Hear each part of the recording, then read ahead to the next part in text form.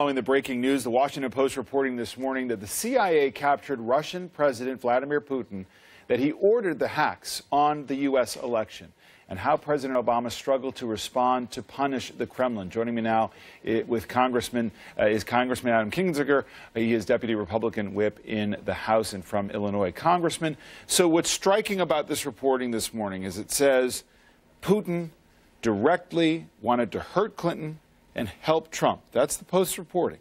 What else we know is that there is no doubt about the fact that Russia, from the intelligence community assessment, wanted to influence the 2016 election. And finally, we know that President Trump still doesn't believe this as definitive.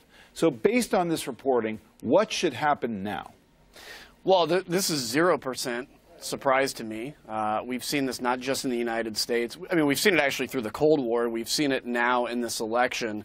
And we see it in all of our allies in Europe. Putin is attempting to undermine democracy everywhere or shake people's faith in it. And I would argue that to an extent he's been successful to a small extent where people question the results of an outcome and delegitimize a president. Look, I think President Trump was legitimately elected by people that voted for him. But this is a very serious issue about defending democracy, defending our country, defending the integrity of the election system.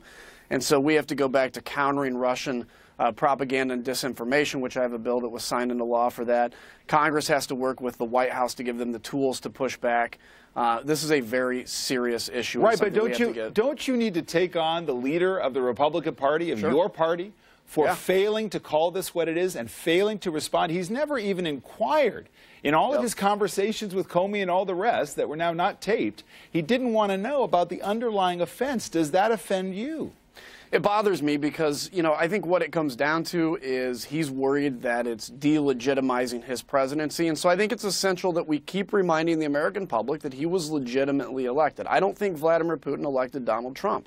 But I think we also have to recognize the fact that this happened and know that, look, as a let's say I'm just concerned about this as a partisan Republican only, so I don't care if it happened. The reality is, in 2 or 4 years, it's going to serve Vladimir Putin's interest to take down the Republican Party, and if we weren't upset about it, we have no right to complain in the future. This is about defending the democracy and the institution, frankly, the institution of election, which is essential to people having faith in the institution of government, and that's what the fight is right now. I wish President Trump would admit it.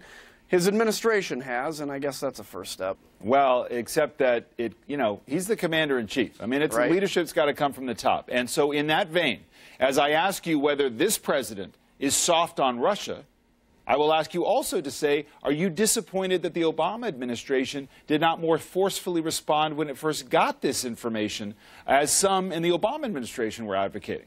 Yeah, so here's kind of the quandary of what's happened between the last president and this president. This president doesn't talk very strong on Russia, but he acts very strong on Russia. The bombing of the airfield in Syria, the shooting down of the Su-22, hitting various forces aligned with Assad, weapons to Ukraine. His policies have been really good. The words haven't necessarily. The last president, President Obama, I have great respect for him as a man.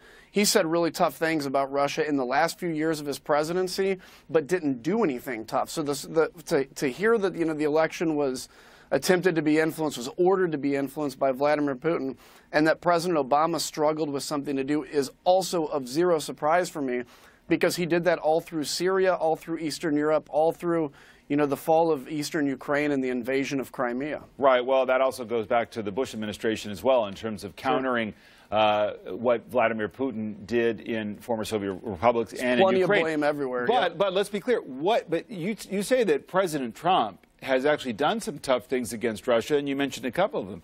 He has not done anything to prevent Russia from doing this, and this being he's done nothing to stop them from attempting to interfere in a U.S. election in the future. And look what he's already done in Ukraine, attacking the energy grid and all the rest. That could happen too. So he hasn't done any, his administration has done nothing to counter that.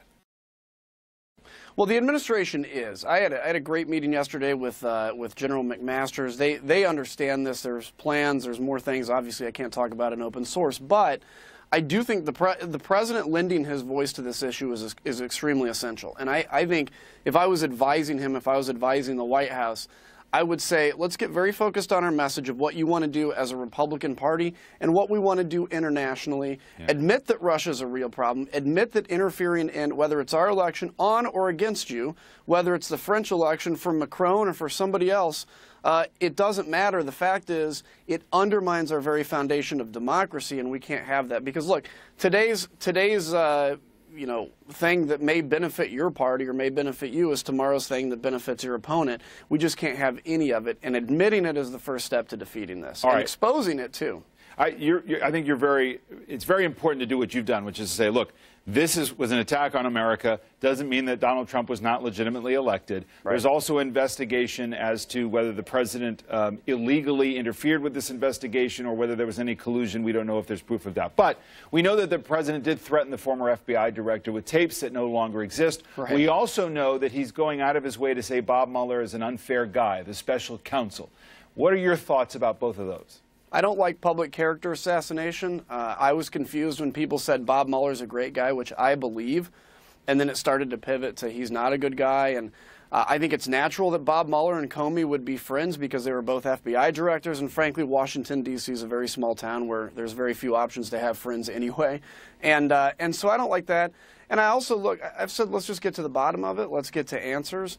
And so this kind of public I don't know, character assassination is not it for me. Do you consider it worse than that? Do you think the president is trying to interfere with the progress of the investigation? No, I don't, but I also think, that's not my place in just watching media to make that call. That's where the independent counsel, which I called for because I said Americans deserve an answer, that's where we're going to have that. But, people want answers today, right now. The problem is this is going to take a while, and I think the president needs to just say, look, let the investigation happen. This is what Bill Clinton did very well. My focus is what we need to do for the American people, and here's our agenda.